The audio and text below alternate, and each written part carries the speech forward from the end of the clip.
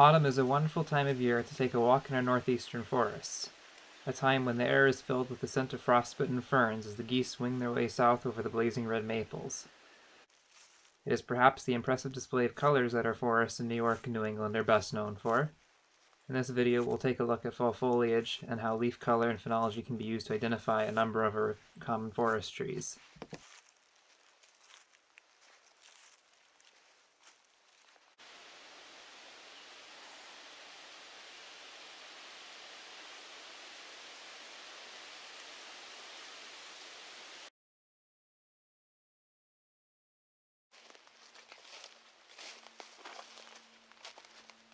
Our forests here in New York and New England are predominantly deciduous, meaning that they are dominated by species who shed their leaves in the autumn and regrow them the following spring.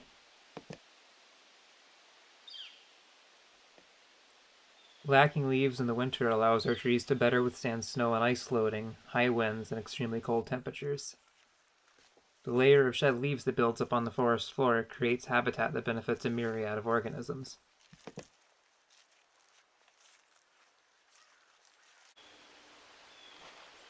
Deciduousness comes with its aesthetic advantages as well, which in fall is evidenced by the bright leaf coloration many of our tree species develop.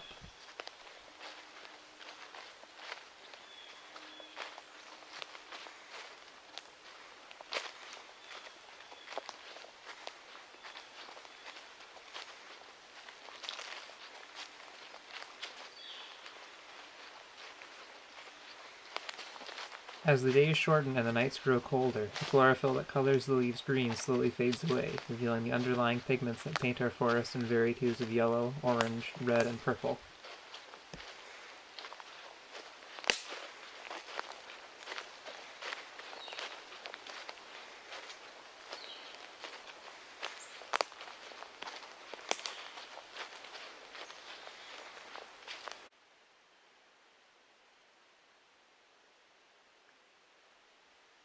One of the most abundant trees in our forests, the sugar maple, is famous for its fall foliage as well as its sweet sap, which is harvested and boiled into sugar or syrup early in the spring.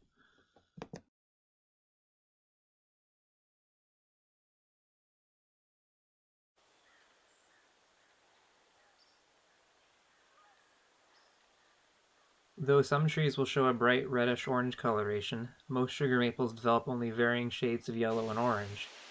A hillside that appears a uniform orange at this time of year is quite likely a sugar maple forest. Due to the presence of anthocyanins, trees in full sunlight generally develop a brighter coloration than those in the understory of a forest.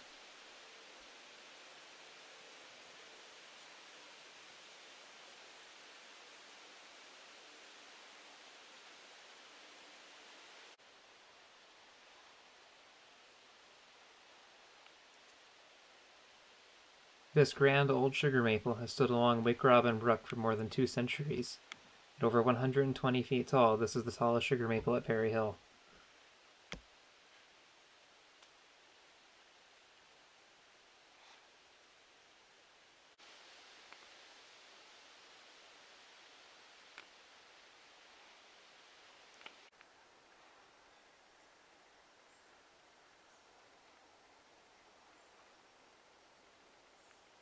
Though despised by the timber industry for its soft wood and tendency to dominate intensively logged forests, the red maple becomes quite possibly the most beautiful tree in the autumnal season.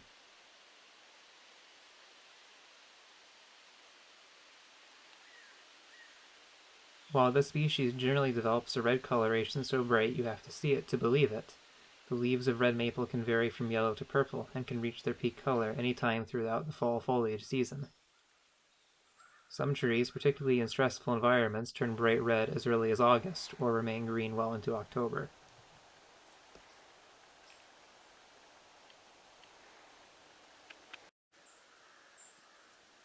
I encourage you to enjoy and appreciate this beautiful species, a species who is too often overlooked.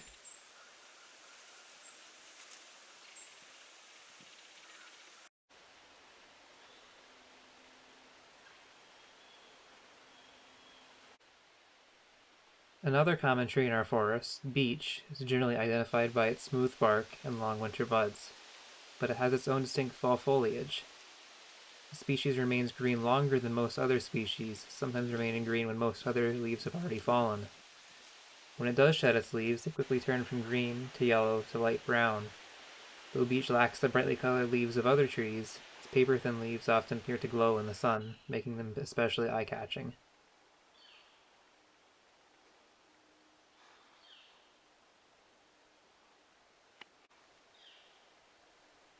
Being a shade-tolerant, slow-growing tree, it is necessarily an inhabitant of older forests. It is not a tree of young forest and shrubland. Sadly, this magnificent tree is falling victim to an introduced scale insect, which pierces its thin bark, allowing for a native fungus to colonize the bark and quickly girdle the tree, making the large, nut-producing trees in Imperial Hill all the more special.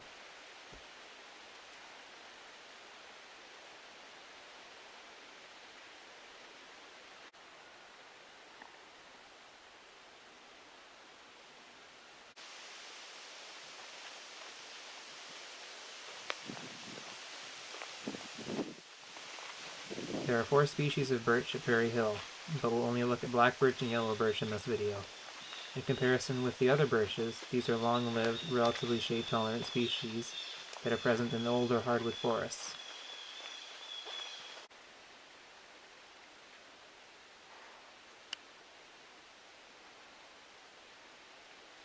In the fall, the leaves of these species turn a uniform golden. The stand of these birches in October is rivaled in their beauty perhaps only by the great aspen colonies of the Rocky Mountains.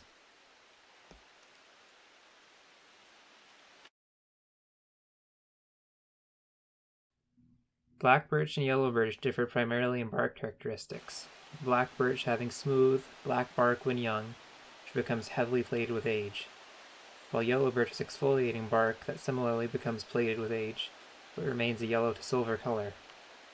The leaves of yellow birch have fewer, more irregular teeth and generally a less pronounced cordate or heart-shaped base. Though their fall leaf color is nearly identical, yellow birch sheds its leaves a little earlier than black birch.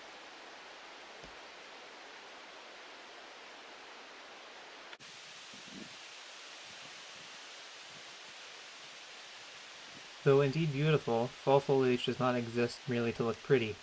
The annual leaf shedding of deciduous trees builds up a layer of decaying leaves on the forest floor. As this layer decays, it builds soil, filters water, traps carbon, and provides habitat for plants, animals, fungi, and other organisms. Such as this red-backed salamander. Spring peepers are among a number of vernal pool obligate amphibians who overwinter under leaves in the uplands. Plants that need this leaf layer include red trillium, bloodroot, and this intermediate wood fern, an evergreen species that is considered an indicator of old-growth forests.